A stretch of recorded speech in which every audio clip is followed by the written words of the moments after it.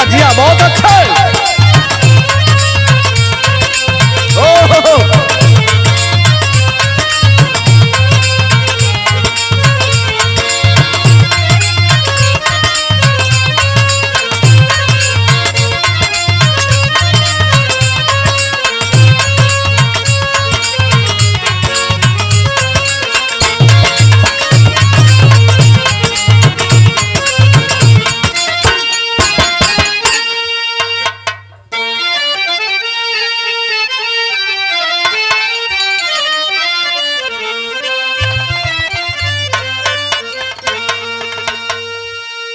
बिरहा के अजीज प्रेमियों, आपको प्रणाम करते हुए मैं गायक कलाकार कल्पनाथ यादव एंड मंडली बड़े भैया अभिमन्यु यादव के स्टूडियो हरिओम म्यूजिक से राम जन्म भाई के देख रेख में एक सामाजिक गीत प्रस्तुत करने जा रहा हूं। आशा ही नहीं, पूर्ण उम्मीद रखता हूं आप लोग आशीर्वाद जरूर देंगे।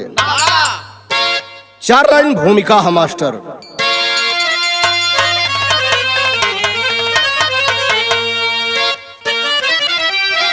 ये वाह वाह वाह वाह। अगर सिंधु सरिता का अस्तित्व समझे, कभी सावनी का निरादर न होगा। यदि जज की कुर्सी पे निष्पक्ष जज हो, कभी भी किसी का अनादर न होगा। माली का दिल टूट जाता है उस दम, हंसे भूल उसकी अगर बेबसी पर। सदा एक मां मौत को मांगती है, अगर पुत्र खंजर चुभा दे खुशी पर।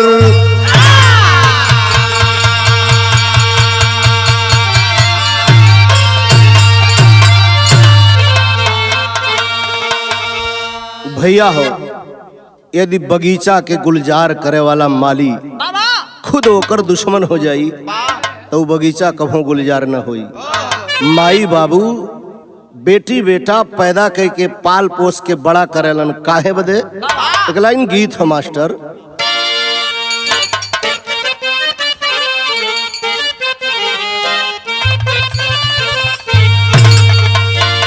कि नहीं चाहिए, अरे नहीं चाहिए दिल दुखाना किसी का।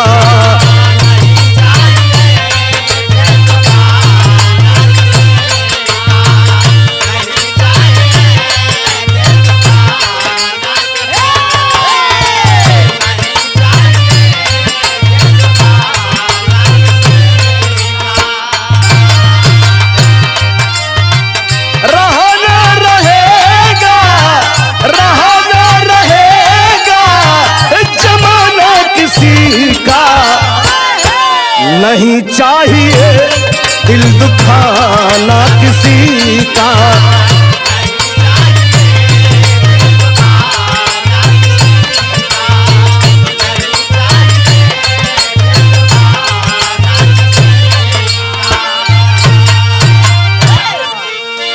काहे बदे बेटी बेटा लोग पालेलन?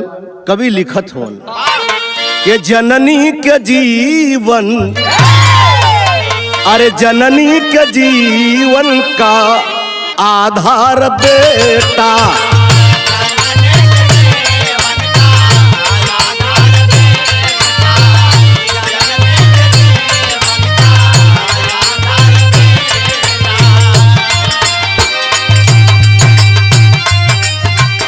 कश्ती भंवर में तो पतवार बेटा, जननी के जीवन का आधार बेटा।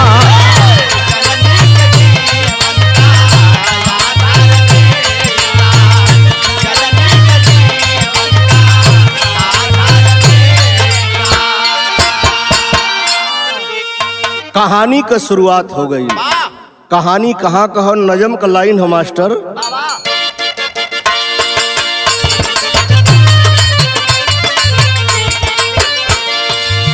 कहीं पे कोई ना कोई देखो अनुराग लिया,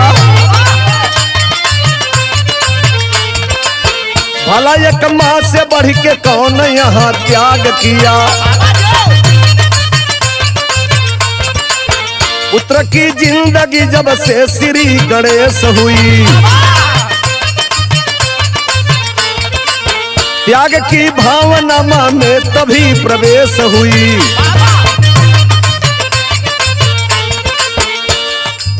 कहानी हो कहाँ का, सटापटना से जिला है मुजफ्फरपुर जहाँ,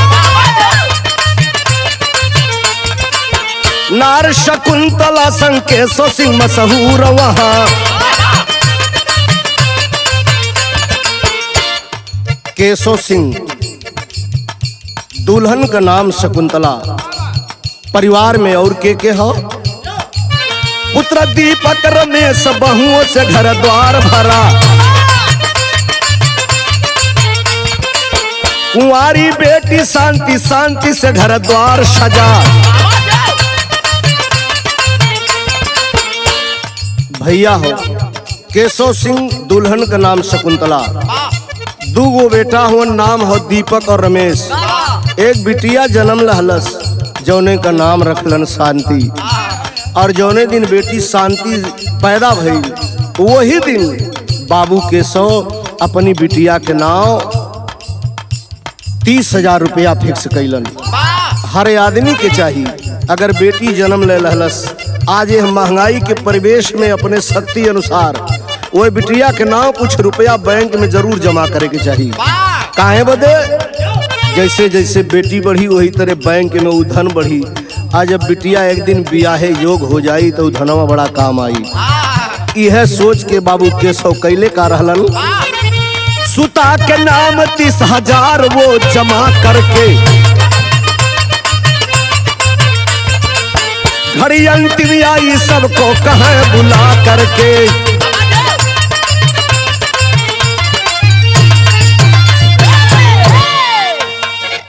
बड़े राजी खुशी से परिवार चलत हो। कुछ दिन बीतल, एक दिन अचानक केशव सिंह का तबीयत गड़बड़ भइल। बुजुर्ग लोग बतावेला, शास्त्र पुराण भी बतावेला कि यह पिजड़ा में जो सुगना रहेला, उ जब ये पिजड़ा के छोड़ल चाहेला तो पहले से वो बतावाला कि अब हम ये पिजड़ा के छोड़ के दूसरे पिजड़ा में चलब। केशव सिंह के ये एहसास हो गया, आभास भेल कि बुझात है बचब ना का।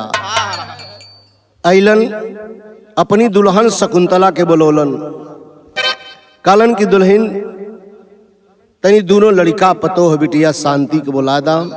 अपने चारपाई गिरा के दुआरी पर बैठ गईलन। दुल्हन सोच रहा है कि परिवार के केहू सदस्य से कोनो गलती हो गई का। आखिर आज सबके इकट्ठे कहे बुलावत हुन। धीरे धीरे सब लोग आ गए। चारपाई पर बाबू केशव सिंह बैठल हुन, चारों तरफ परिवार के लोग बैठ गए। दोनों लड़का दीपक रमेश, दोनों पतोह बिटिया और दुल्हन। दोनों लड़का अंत में बाबू केशव से, अपने बाप केशव से कहलन कि बाबूजी हमहन से कोनो गलती हो गई का। कहले बचवा गलती तू लोग से नहीं भइलियो, गलती तो हमसे हो जात लाल। बुझात हो दुनिया में रहब नहीं। अगर मालिक की तरफ से ऐसा हो भी गयल तो तोहलों से हम हाथ जोड़ के एक ठे विनती करत हिला। का कहलन मास्टर,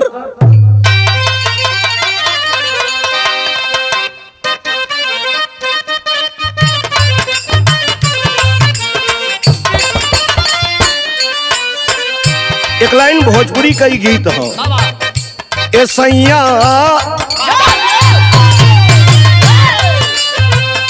ए सैया छुट्टी लेके आवा तारन घरवा, ए सैया छुट्टी लेके आवा तारन घरवा, आज टेलीफोन आइल बा।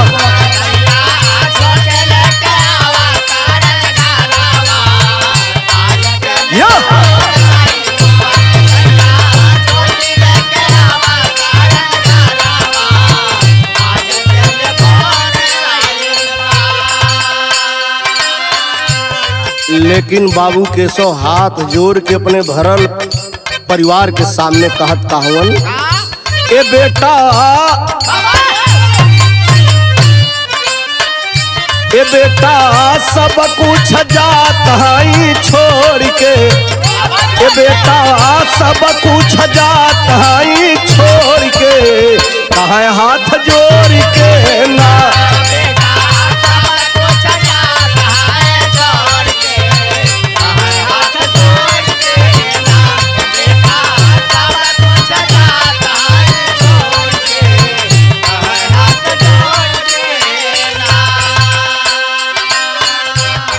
अगर दुनिया छोड़ दे तो हमारे मरले के बाद बेटा ये तोर भाई ज्यादा दिल न जी, अजबले जी कभो एक रोटी का दुख मत दिहा।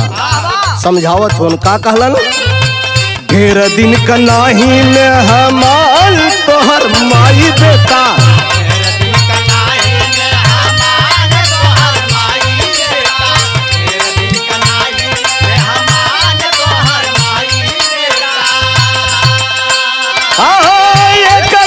खातिन जनी करी हायल देखाई बेटा,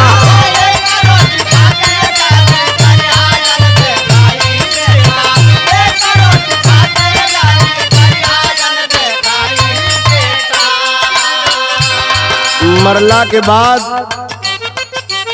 तोहार माई ज्यादा दिन लेना जी, जबले जी कभो एक रोटी के मत दुख मत दिहा। हो सकी बेटा तो एक काम और कैलिहा, का रखिया कुल परिवार के बटोर के, रखिया कुल परिवार के बटोर के, कहे हाथ जोड़ के ना।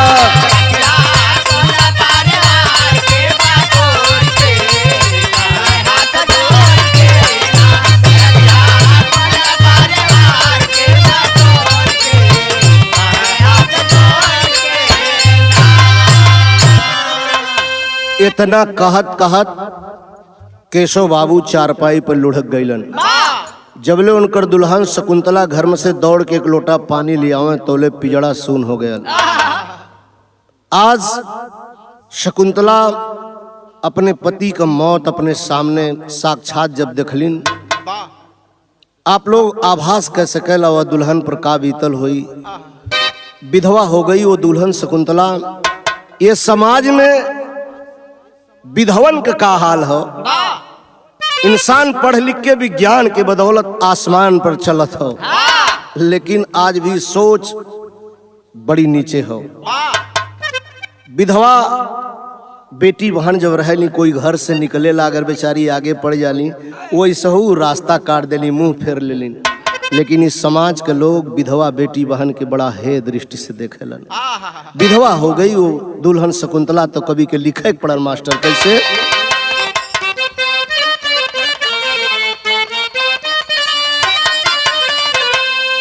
अरे जे कर हो सिंदूर,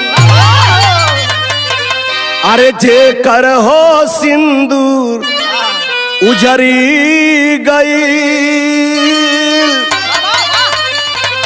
अरे जे कर हो सिंदूर उजरी गईल, ओ कर का केहू दाह भरी, जब जब विधवा का आह भरी, अब वो कर का केहू दाह भरी, जब जब विधवा।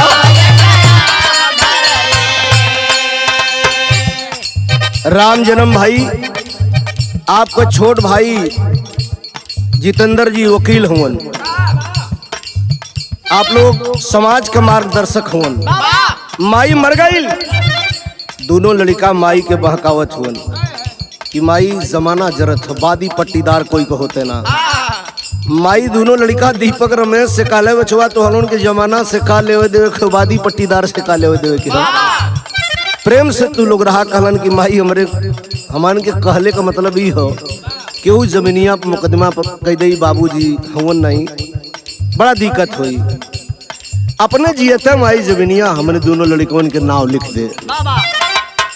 माई सोचलस कि मरले के बाद वो लड़कवे पे जियते मांगत हुन तो फिर जाते का हो। बैनामा ऑफिस में ले गईलन दोनों भाई दीपक रमेश माई शकुंतला से जमीन अपने नाव रजिस्ट्री करा लन। कभी के लिखा पड़ल कुल संपत्ति नामे करवा के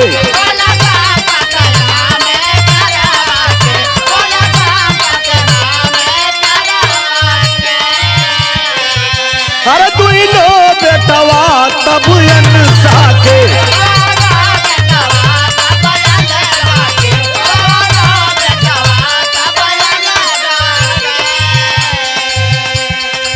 बिरहा सुने वाले भाई लोग लड़का कुल जमीन माई से लिखवा लहलन। 2-4 दिनों बड़ा स्वागत कैलन। और जब धीरे धीरे हफ्ता 2 हफ्ता बीतल तब माई का दशा का हो। माई खैलस की माई खैलस की ना खैलस अब के वो कर परवाह करी जब जब विधवाए का आह भरी।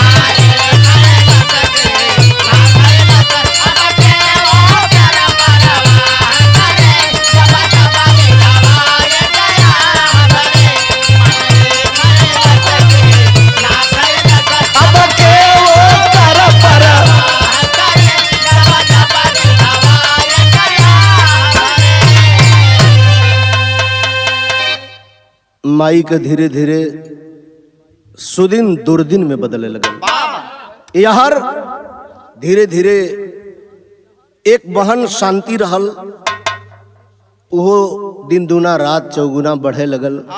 शादी योग हो गई। दोनों लड़का दीपक रमेश का दुल्हन सोचत हिन कि पगलियों का इंतजाम करे के हुई। दीपक रमेश से दोनों जन का दुल्हन कहली कि बाबूजी एकरे नाव रुपया जमा कैले हुन बैंक में लिया के जा रुपया तोड़ा कहूँ गरीब दुखिया देख के बियाह करा, ज्यादा खर्चा बर्चा कैले के जरूरत ना बा। लिया के गईलन शांति बहन के बैंक से रुपया फिक्स जौन हो तोड़लन। घरे अलन दोनों भाई बहन शांति का बियाह खोजे बदे निकलल हुन। एक गरीब लड़का जौने का माई बाबू संजोग से दुनिया में नहीं रहलन। बतावल जाला लड़का रात में मजदूरी करके और दिन में पढ़ाई करत हल। शादी तय कर दहलन। वीआईपी गाड़ी घोड़ा नहीं हो, ऑटो लेके 2-4-10 लोग बाराती आयल हलन भैया। शादी हो गई। आज जब शादी हो गई ऑटो में माई से भौजाई से भाई से रोय के बहन शांति बैठल हो। तो दोनों दुल्हन अपने अपने पति दीपक रमेश से कहलिन अब विदा होथिन जाके समझा दा। पूरी जिंदगी वहीं उड़वा दी है लेकिन कभो नैहरे आई है मत। दोनों भाई गईलन बहन के लगे। एक जने गाड़ी के यह पार एक जने गाड़ी के यह पार खड़ा हुवन। बहनिया सोचत हो कि भाई हुवन ममता मानत ना हो। गाड़ी से उतरल दोनों भाईन के पैर छोलस, हाथ जोड़ के आंचल से आंस पोछत बहन शांति अपने भैया दीपक रमेश से कहलस कि भैया महल में बिहले होबा चाहे मड़ई में, गरीब से बियाह कैले होबा या अमीर से, तो हल उनके पगड़ी पर कभू आँच ना आवे देव। बहन का बात सुन करके दोनों भाई दीपक रमेश कहलन की बहनी ये बात ना हो। देख हमनों के अब खर्चा बढ़ गया हो, बाबूजी हुवन ना, एक बार मर जी के हमन तोर बियाह कह दहली। अब अपने ससुराल में पूरा जीवन बिताए दिए, नैहरे के कभो याद मत करे। यसमन जाने कि नैहरे में तोरे क्यों हऊ ना। जब ये बात बिटिया शांति सुनलस माई से रोई के गाड़ी में बैठल हल। फिर रोते बिटिया माई के लगे गई। अखबार में धई के रोए लगल कि माई हो ये दुनिया में तू हमसे बहुत पहले जन्म ले लू। आज जब बिटियन कही है हाल रहल तो जन्मते एगो काम काहे न कह दहलू। रो करके बेटी माई से कहलस का मास्टर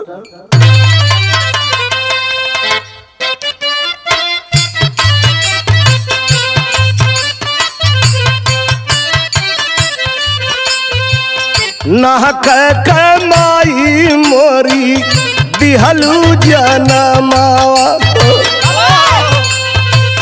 नाहक के माई मोरी दिहलू जनमावा हो जनमत काहे ना दिहलू मार हो।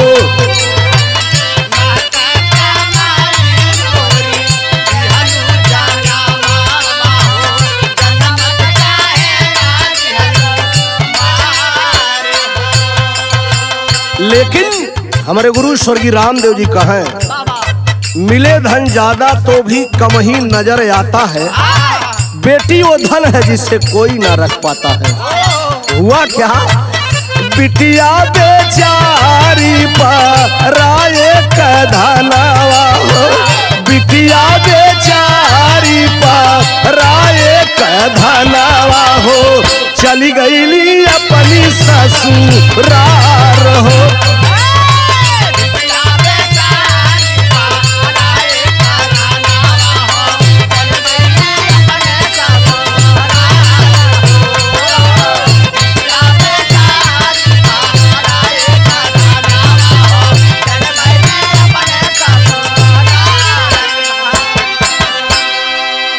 माई से गले लग के बेटी फिर गाड़ी में बैठल विदा हो गई।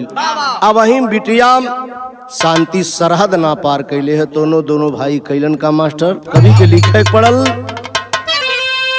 कि दोनों सुत मनमाने ढंग से अरे कर शांति का ब्याह अलग हो गए दोनों भाई लेकर अपनी राह।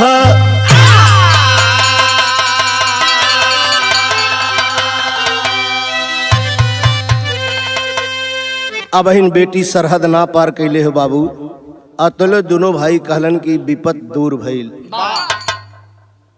बिटिया के नामे जोहन रुपया जमा रहल उ बचल रुपया दोनों भाई दीपक रमेश आधा आधा बटलन आपस में बतियोन भैया हमहन का दुल्हन लड़का कबो कबो बदकुचन कर दिलन। अब हमनो के अलग रहला के जरूरत है। दोनों भाई अलगा हो गईलन। जब अलगा हो गईलन माई के करे में खाई एकर बंटवारा ना भेल। दोनों लड़का दीपक रमेश दोनों पतोह माई से कहलन कि माई रहे लड़का तोरे हुए पतोह तोरे हुए घूम फिर के दिनवा भर में कई बेर जहर मर्जी हो हर खाती का है ना। लेकिन भैया हो इस तरह कोई माई बाबू के खिया ना पाई। आखिर दोनों भाई जब अलगा गए माई के हर रही बंटवारा ना भेल तो कवि के लिखे पड़ल मास्टर कैसे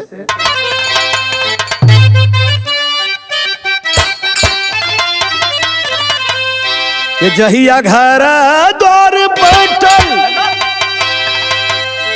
जहिया घर द्वार बैठल जहिया परल बातरात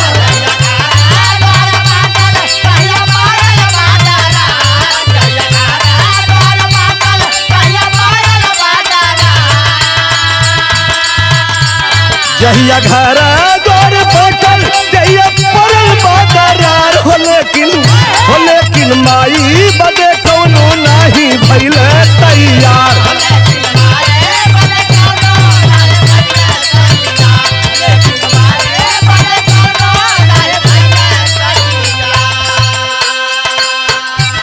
माई के 2-4 दिन तक कुल खियौलन। अब माई 12-1 बजे ले दतुअन ना पावत हो। कवि अपने कलम से बारे प्यारे लाल जी आपको बहुत बहुत प्रणाम करता हूँ मैं और आपकी लेखनी को प्रणाम करता हूँ। माई का दुर्गत लिखत हो अपनी कलम से। हाय रे जमाना तनी है देखा भाई एक रोटी खातिर मोहाल भइल माई।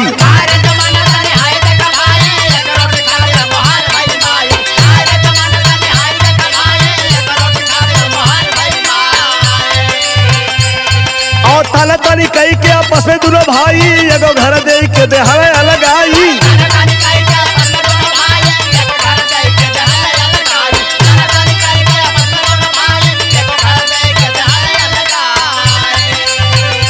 अपने हाथे रोटी सेके दोनों भाई माई से कालन माई अपने बड़का घर में मत आवल कर। लड़का कुल विज्ञान पढ़ेलन अतः वहीं बैठ के खोंक देली कुल सूत्र भुला जालन। है ये बरदौर हो, यही बरदौर में एक और गोरू हो, एक और जगह हो, वही में रहो, वही में तेको भोजन पानी पहुंचा दिहल जाई। कुछ दिन तो रूखा सूखा दहलन और कुछ दिन के बाद 4 ठे ईंटा ईंधन टूटही भदेली कटोरा दे दलन। कहलन माई यही में बना के खाओ। लड़कन के सवेरे बस धरावे खोला कुल पढ़े जालन, बड़ी दिक्कत होत हो। तो कवि के लिखे पड़ गया अपने हाथे रोटी से चक्र दुई दुई को बहुआर।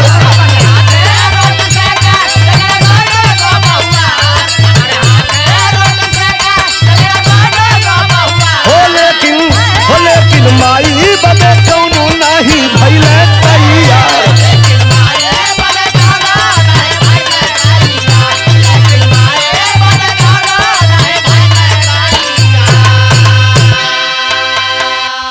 अब माई के तो कवि के पास भी शब्द ना रहल हुई माई के हाल का वर्णन करे के। जौन रूखा सूखा पहुँचाओ तो हलन माई अपने हाथे से बनावत रहल हो बन के दहल। बड़की पतोहिया सोचे कि छोटकी पहुँचौले हुई, छोटकी सोचे कि बड़की।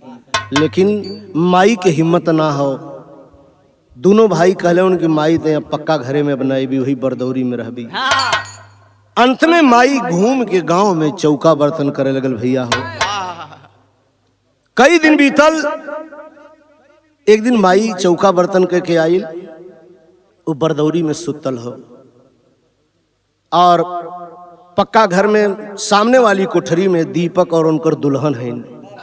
बड़ा लड़का दीपक अपनी दुल्हन से बतिया रहा हो कि माई से तनी सवेरे भेंट घाट कैले और सोचे थे कि अब बिहान बम्बई जाई। अब लड़का बड़ हो गलो ने, के साथे तय काम धाम खेती बाड़ी कैसे कैली। माई जब सुनलस कि लड़का बिहान कमाए जाई, इतना दुर्गत के बाद भी मतारी उठ के बैठ गई। बाबू सोचे थे न कोनो गाय लगत है न कोनो भैंस लगत है। लोग यात्रा करेलन, यात्रा में जालन तो दही खा के जालन तो यात्रा शुभ होला। आखिर जब भोर हो गया, सवेर हो गया, माई एक ठे बड़ियार के टूटहा कटोरा पोले रहल, उ लेहलस, सोटा लहलस, लुगरी अपन सहियार के। अब सूर्य महाराज उदित ना भल होन तौले घूम के गौवा में दही मांगे लगल। किसिम किसिम के लोग होलन गांव में। क्यों कालस देखा है बुढ़िया के अजय सवेरों में दही से खराई मिटावत हो, लेकिन एक दुल्हन माई को कटोरा दही से लबालब भर देलस। माई दही लेके आइल बा। अजब जान गई कि लड़का अब कमाए के तैयारी कर दिल हो। कटोरिया का दही लेके माई दुआरी पर खड़ी होकर टुकुर टुकुर ताकत हो। हिम्मत ना पड़त हो घरवा में जाके दहिया खिया दे। एक बेरी दीपक बाहर आयल, दुआरी पर माई के जब देखलस सन्न दे वापस लौटल। अपनी दुल्हन से कहलस की करे, दुआरिया पर माई खड़ी है तनी मिल लो का। दुल्हनिया कहलस की को तू पढ़ लिख के एकदम से पागले हुआ का, तो के कुछ पूर्व पश्चिम मालूम हो? कहलस की अब हमें पूर्व पश्चिम ना मालूम है। कहले एकदम ना मालूम है। सुना, मेहरारू पर नाच करे वाला भाई लोग गौर करिया। पुरनिया लोग कहले वन जौन मेहरारू अपने मर्दे का कमजोर नस धैल है वो मर्दे का जिंदगी चौपटी हो।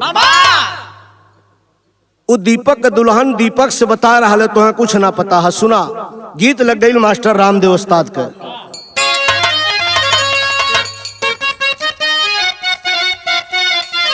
ओहो, यह कुल धुन रहनी सोनारे के सौठे लोहारे के। कोरी कहा तरिया सासू दहिया रे जमावेली, कोरी कहा तरिया सासू दहिया रे जमावेली, अमृत नावली जोरनवा राधा हो काधा मन मोह।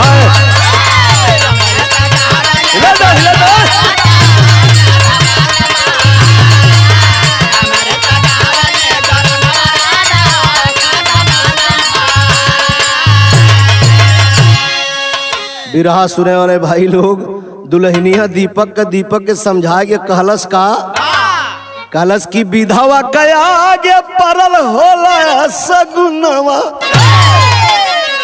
तो है कुछ मालूम हो विधवा हो? जात हुआ कमाए नौकरी चकरी के बाद छोड़ दा ट्रेनिए छूट जाई।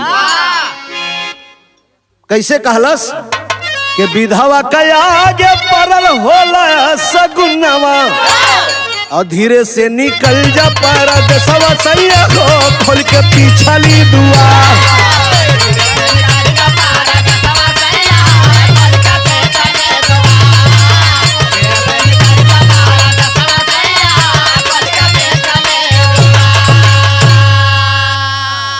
आई अटैची में कुल कपड़ा रख दली, यही में भोजन पानी के कुल व्यवस्था कर दिला।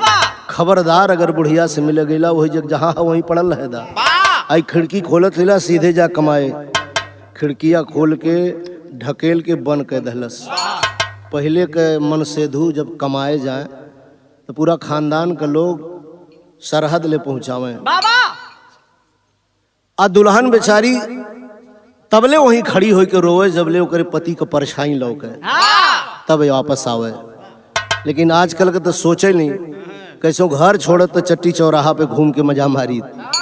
लेकिन माई समझलस की बुझात है लड़कवा खिड़किया से चल गया, कांप गया माई का हाथ कटोरिया नीचे गिर गई। माई कटोरिया उठाए के आंचल से आंस पोंछत बरदौर में गई हो। कवि के लिखे पड़ा मांग के पड़ोसवा से दाही महतरिया खड़ी खड़ी जो हदराही गईली दुआरिया।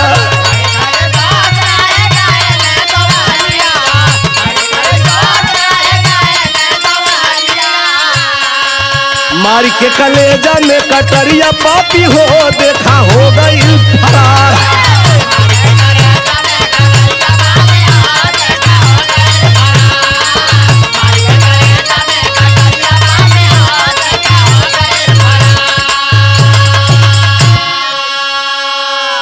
लड़का प्रदेश चल गया, माई बरदौर में चाके बैठनी, आंख में आंसू लेके रोवत हैं। लेकिन मतारी का परिभाषा कवि अपनी कलम से दर्शाए रहा हो मास्टर टेरी का लाइन हो।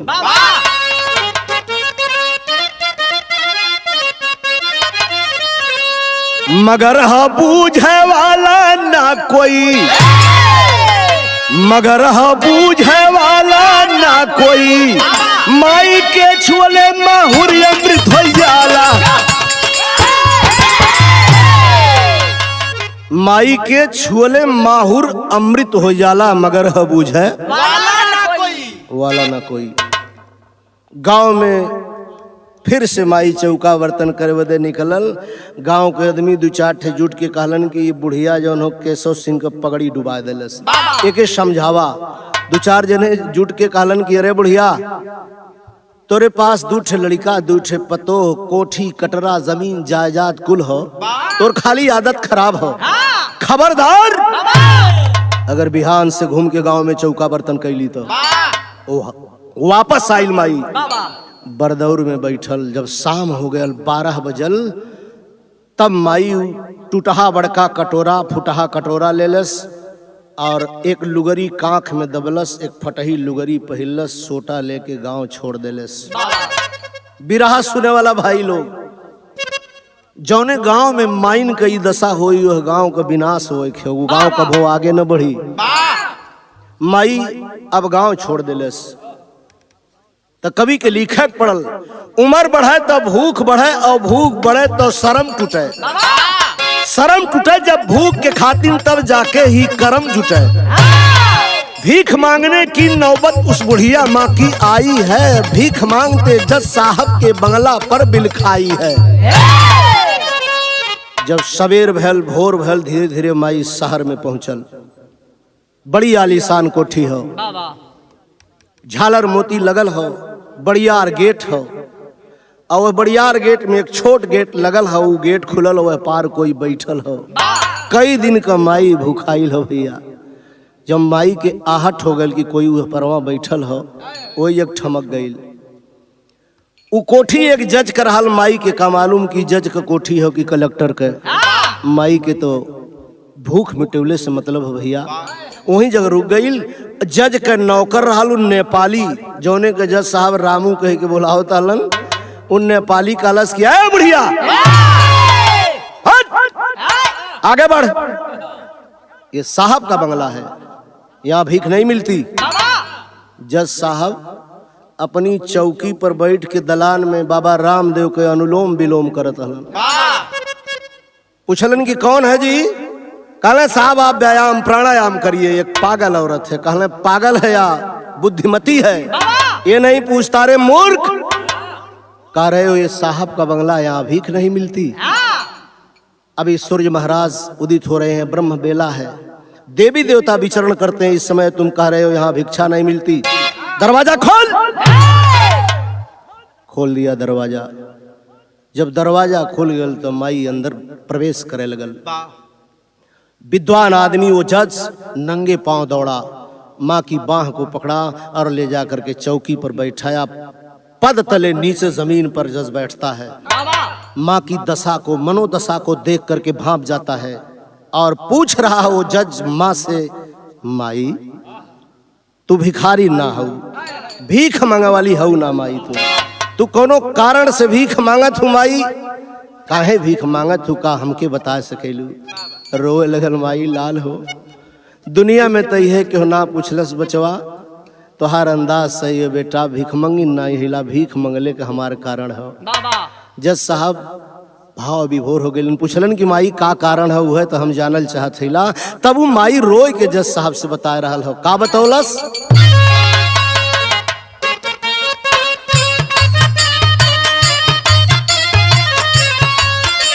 ओहो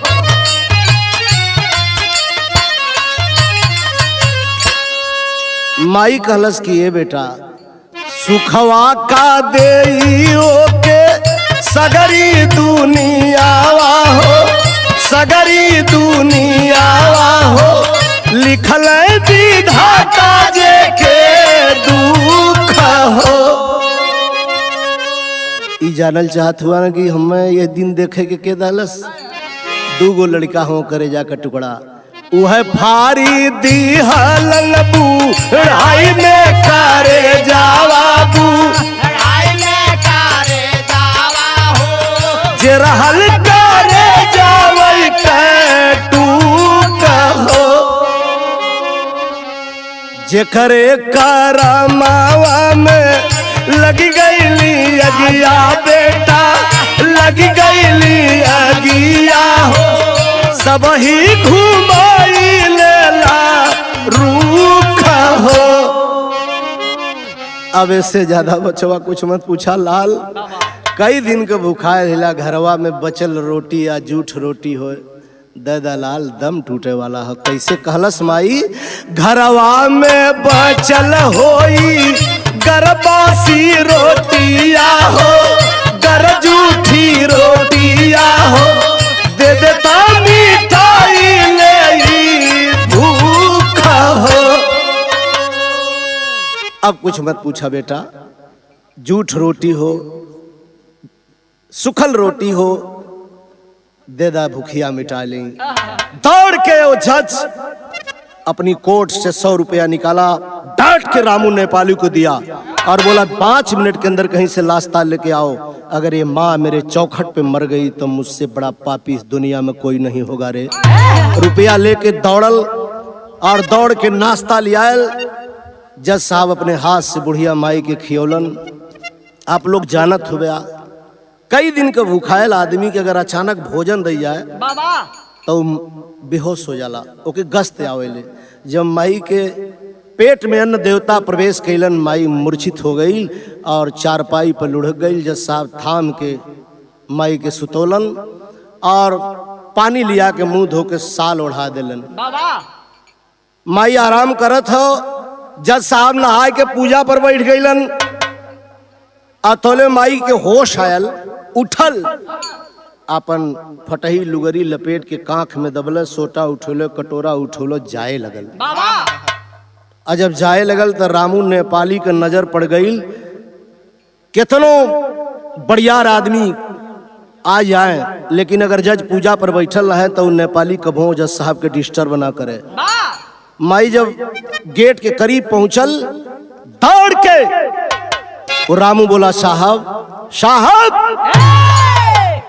माँ जा रही है, पूजा छोड़ के नंगे पांव फिर दौड़े जज साहब। अब ऐसे बड़ी पूजा दुनिया में का हो सकेले। सामने माई के खड़ा भइलन, हाथ जोड़ले हुन, माई से ज्यादा अब जज साहब रोवत हुन। माई हो, हमारो जन्म दे के माई दुनिया छोड़ दलस। माई हमें देखले रहल कि ना देखले रहल, लेकिन हम तो माई के ना देख पौली। अगर ये उम्र में विधाता एक धर्म को मतारी भेज दहलन तो हमारे चौखट से मत जा माई, हम नरक हो जाई। पैर पकड़ लिया वो जज, माँ को दया आई, वापस हो गई और वहीं रहने लगी। शाम के अदालत से जज साहब आवे तो माई के लगे बैठ के बतियावे। माई तू कहेलू कि तोरे पास दूठ लड़का हो, जमीन जायदाद हो, तोहा जमीनिया कुल लड़कवा लिखायल हलन। माई सोचलस कि बुझात है करे जन घरवा बनल बा, इतने जमीन हो, एहू के कुछ जमीन चाहत हो। माई कहलस कि बचवा कुल तो लिखायल हलन, को हिस्सा बचल नहीं हो, नहीं तो तहू के दे दे लाल। जज साहब कहलन माई हमर जमीन ना चाहत। अच्छा माई बतावा, तू यही सादा कागज पे अपन अंगूठा लगेबू का? माई सोचलस कि जमीनिया तो लड़कवा लिखाए पढ़ा ले लो, अभी लिखल कागज पे अंगूठा लगवावे चाहे लगा दे बेटा।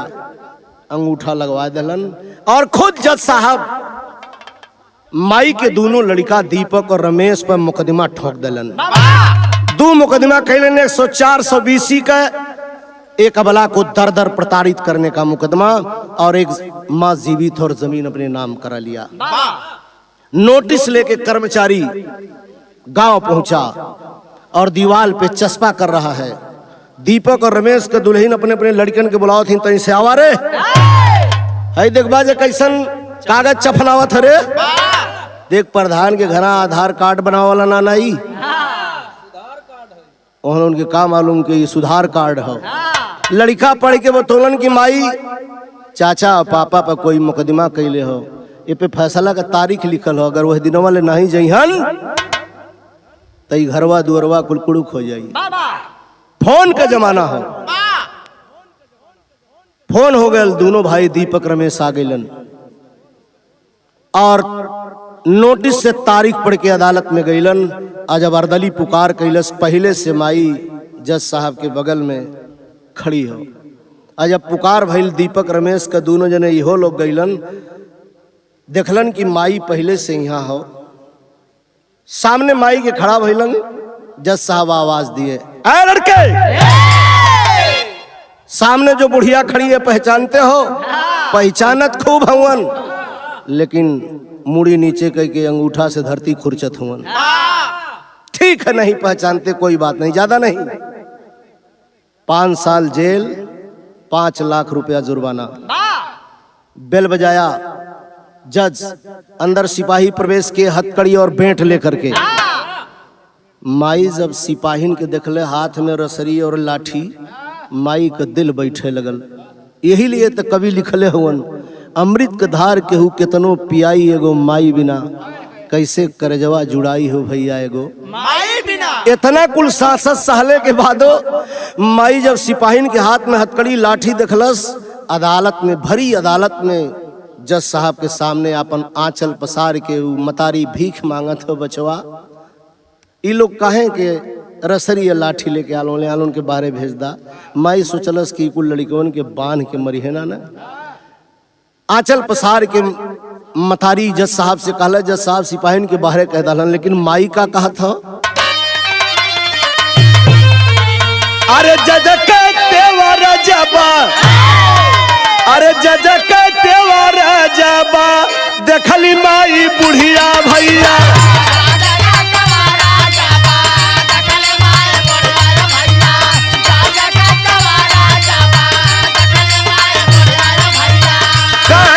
साहब से हो या चरा पसार,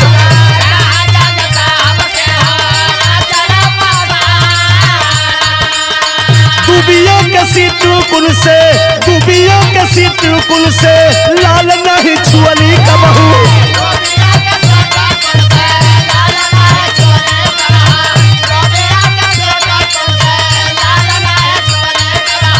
कैसे सिपाही दी है हमारे अगवई माँ,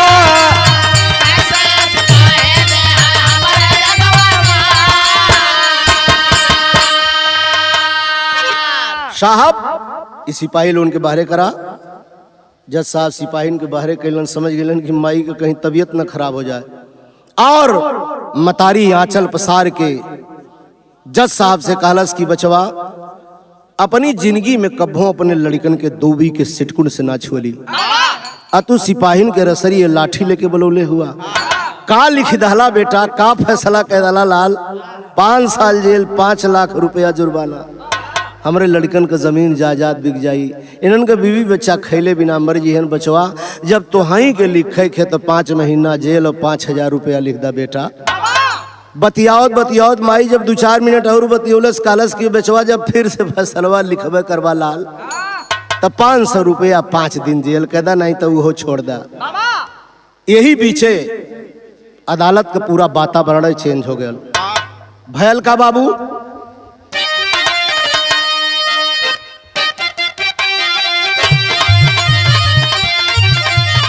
तब ले अदालत में ये काराजल भवनिया,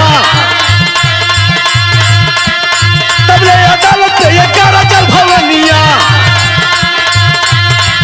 अरे सुने जज साहब तनी बतिया,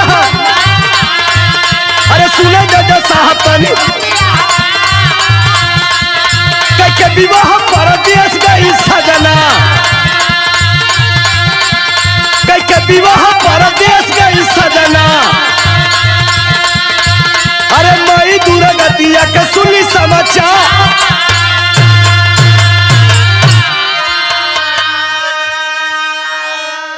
वह बिटिया शांति जौने के गरीब घरे बिहले रहलन, लड़का पढ़ लिख के जेई हो गया। दोनों भाई मने कैले रहलन कि कभों लौट के आए मत, लेकिन रात में बेटी शांति के नींद ना आवे, माई के जब याद करे। एक दिन हिम्मत जुटा के अपने साहब जेई से कहलस, साहब भैया तमने कैले हुन, गाड़ी से ले आके चलता, गौवा के बहरवा माई के बुलाए के भेंट कैले। बैठ गई दुल्हन, गाड़ी चलाने लगाओ।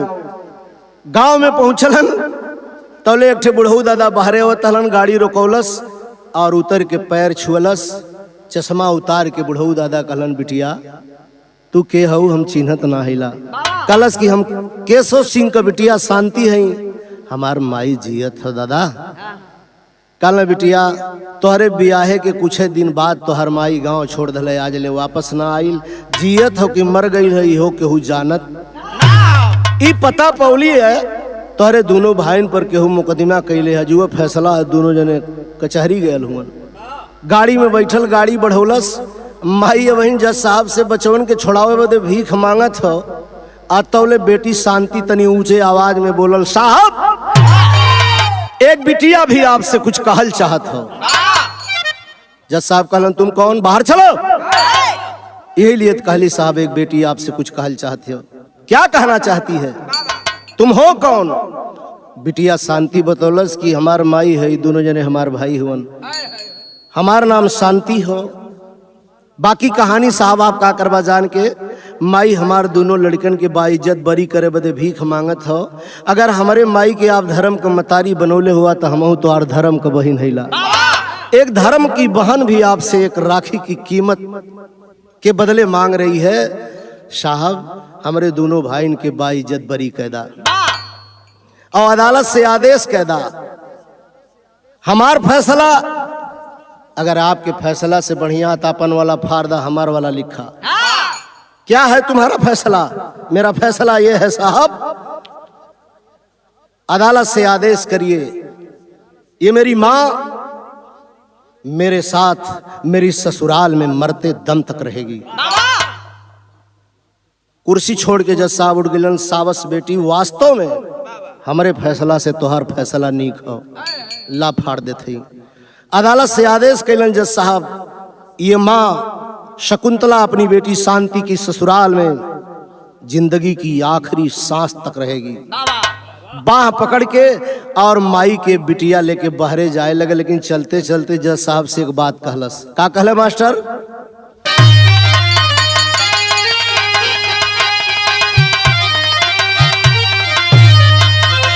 कलश की अरे लागल जमल लागल, अरे फिर से फलना न लगी,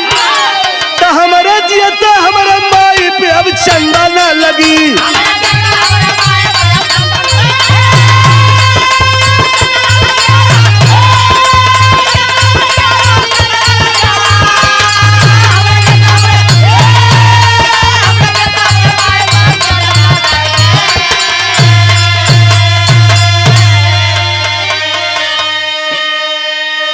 यह कह के मतारी के लेके अदालत से बाहरे गई। गाड़ी का फाटक खुलल, माई धिया पीछे बैठलिन, उनकर पति जई गाड़ी चलावे लगलन। इतने ना दोनों भाई पीछे पीछे डहुरत हुन, दौड़ल जात हुन। माई का मनवा तबो ना मानल। गड़िया में बैठल है, मुड़िया घुमाए के दोनों लड़कवन के चेहरवा ओरी देखत हो। कवि के लिखे पड़ल कि एक बेरी बेटवन पे फेर के नजरिया, और बेटी साथ चल गई बुढ़िया महतरिया।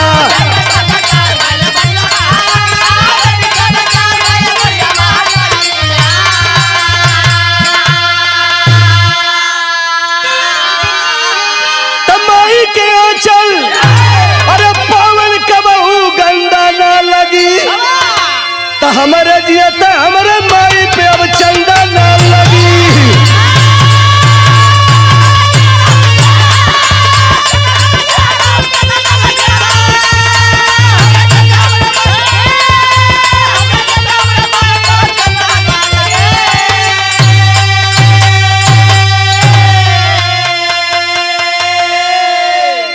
बिरहा सुने वाले भाई, सरकार झूठई ना आई नारा लगौले है, बेटी बचाओ बेटी पढ़ाओ। जौन काम बेटा ना कर पाओ थो वह काम के बिटिया करथिन। आज हथियार लेके बेटी भारत के चौहद्दी पर, भारत पाकिस्तान भारत चीन के बॉर्डर पे पहरा दे रहल हिन। बेटी बेटा में आप फर्क न करा। बिरहा गौले का हमारी है मतलब हो, ऐसा ही सोचला। स्वर्गीय श्रीमती इंदिरा गांधी, रानी लक्ष्मीबाई, रानी दुर्गावती, प्रतिभा पाटिल, राबड़ी देवी, द्रौपदी मुर्मू, ये कुल बिटिया है। कौन बेटवा है यह बिटियन के जोड़, लेकिन बेटवा सभे चाहिए, बिटिया कोई के ना चाहिए। जमाना पढ़ लिख के पहला में बतौली कि आज विज्ञान के बदौलत आसमान के बुलंदी पर चलत हो, लेकिन कभी कभी इंसान का सोच देख के कवि और गवैयन के, पत्रकारन के कुछ विचार करे के पड़ जाला। ता बिरहा विराम लेत हो। गुरु घराना का परिचय हो मास्टर कैसे?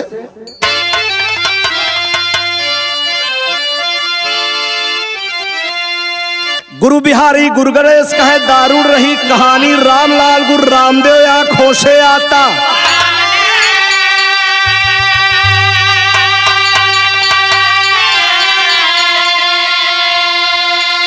तो कल्पना प्यारे लाल के रक्षा डमरू